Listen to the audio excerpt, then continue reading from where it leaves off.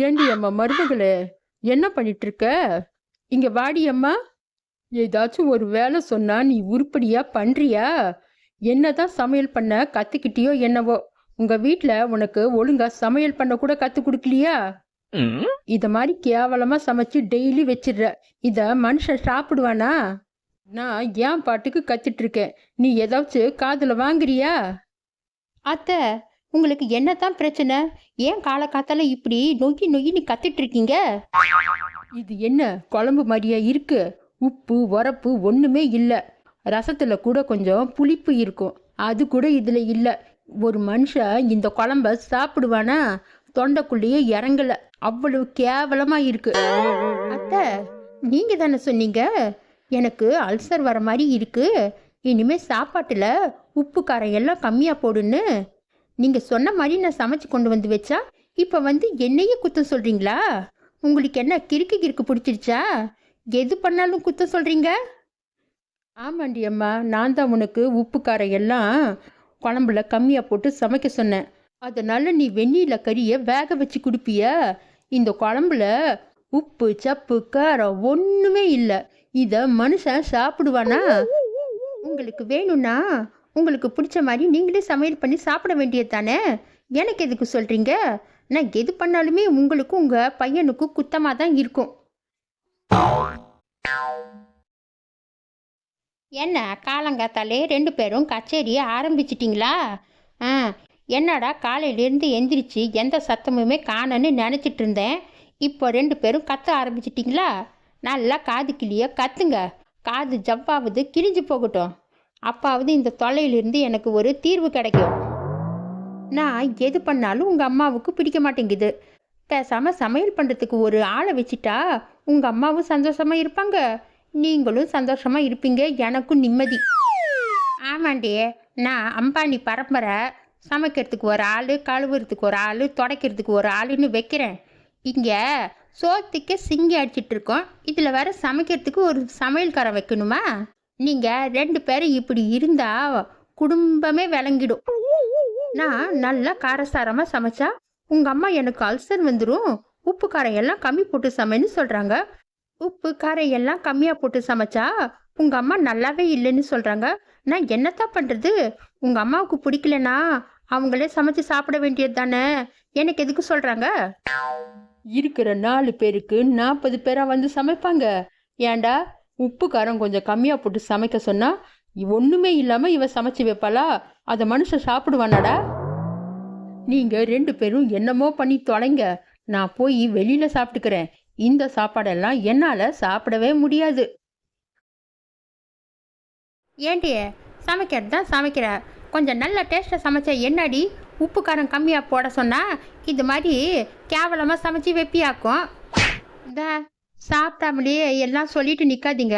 முதல்ல சாப்பிட்டு பாருங்க, நல்லா இல்லைன்னா அப்புறம் சொல்லுங்க. சாப்பிடாமலே வாய்க்கு வந்ததெல்லாம் பேசிக்கிட்டு. ஏண்டி, இந்த குழம்பு நெசமாவே மட்டை கேவலமாக தாண்டி இருக்கு. மனுஷனால இந்த குழம்பு சாப்பிடவே முடியாது. எங்கள் ஆத்தா சொன்னது சரிதான். அப்படியா? அப்படின்னா நீங்களும் உங்கள் ஆத்தா கூட போய் ஹோட்டல்லே சாப்பிடுங்க. உங்களுக்கு யார் வேணான்னு சொன்னாங்க? அட என்ன, ரெண்டு பேரும் காலங்காத்தாலேயே சண்டை போட ஆரம்பிச்சிட்டிங்க போல.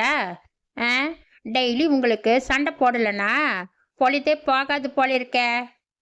இந்த பாடுறா கருவாயா, நான் வச்ச இந்த குழம்பு நல்லாவே இல்லையா. இது நல்லா இருக்கா இல்லையான்னு நீ டேஸ்ட் பண்ணி பார்த்துட்டு சொல்லுடா. எப்போ பார்த்தாலும் என்ன பண்ணாலும் ஏதோ சொல்லிட்டே இருக்காங்க. இவன் அந்த குழம்பு கேவலமாக இருந்தாலும் அதை சாப்பிட்டு பார்த்துட்டு நல்லா தான் இருக்குன்னு சொல்லுவான். எனக்கு தெரியாதா? இப்போ பாரு, இவன் அப்படிதான் பண்ணுவான்.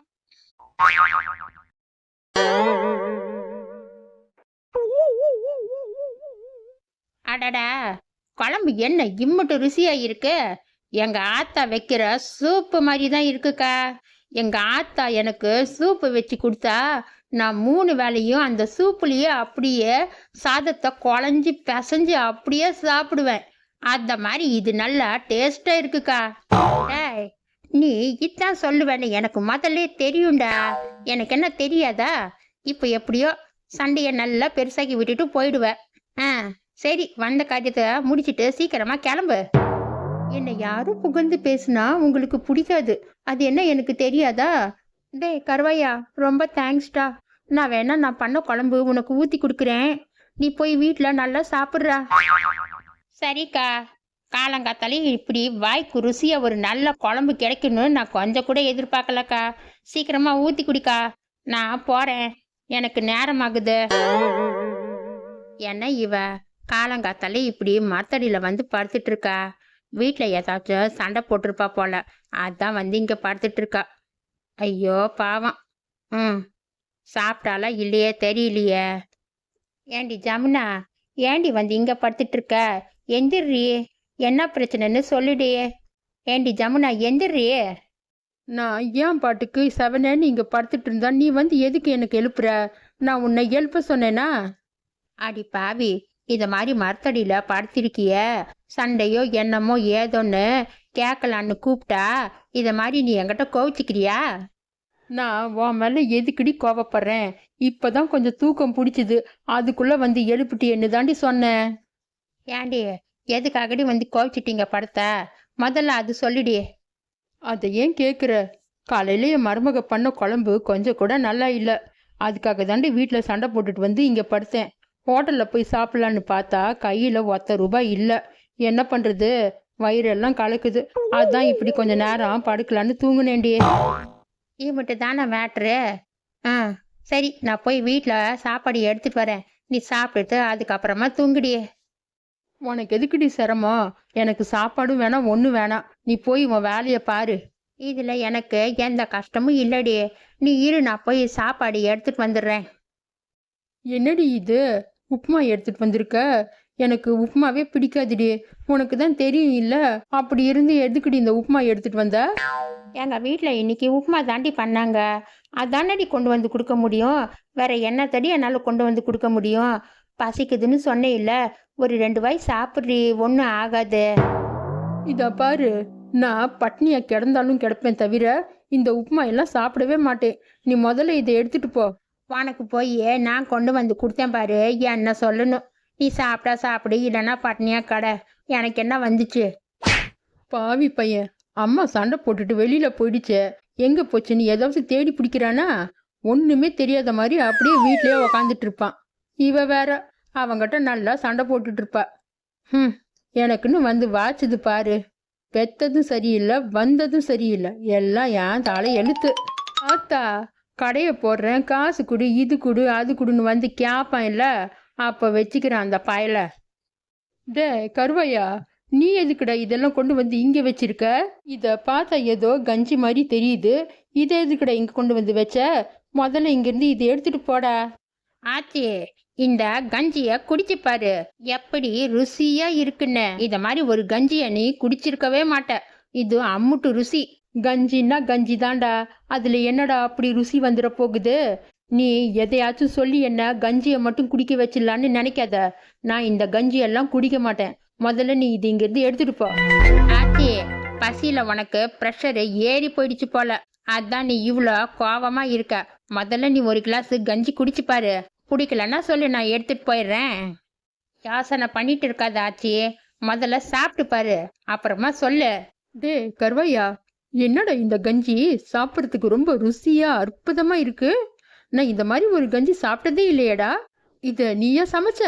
இல்ல ஆச்சி, என் ஃப்ரெண்டு பாபு வீட்டில் இந்த நோம்பு கஞ்சி பண்ணாங்களாம். அவன் எனக்கு ஒரு பக்கெட்டு கொடுத்தான். நான் அதை எடுத்துட்டு இந்த பக்கமாக வந்தேன்னா நீ மரத்துக்கு கீழே படுத்துட்டு இருந்ததை பார்த்து உனக்கு கொடுத்துட்டு போலான்னு வந்தேன் ஆச்சி. இது நோம்பு கஞ்சி தானே? நானும் இதை ரொம்ப நாளாக சாப்பிடணும்னு ஆசைப்பட்டுட்டு இருந்தேன்டா. இந்த கஞ்சி பசியா இருக்கிறப்ப சாப்பிட்டா அம்முட்டு அமிர்தமா இருக்குமா? நான் கேள்விப்பட்டிருக்கேன்டா. இன்னைக்கு தாண்டா அதை சாப்பிட்டு பார்த்துருக்கேன். இதனால தான் என்னமோ காலையிலேருந்து என்னால் எதையுமே சாப்பிட முடியலடா. இந்த நோம்பு கஞ்சி ரியலி ரொம்ப சூப்பர்டா. இந்த பக்கெட்ல இருக்கிற கஞ்சி எல்லாம் நானே சாப்பிட்டுக்கிறேன்டா.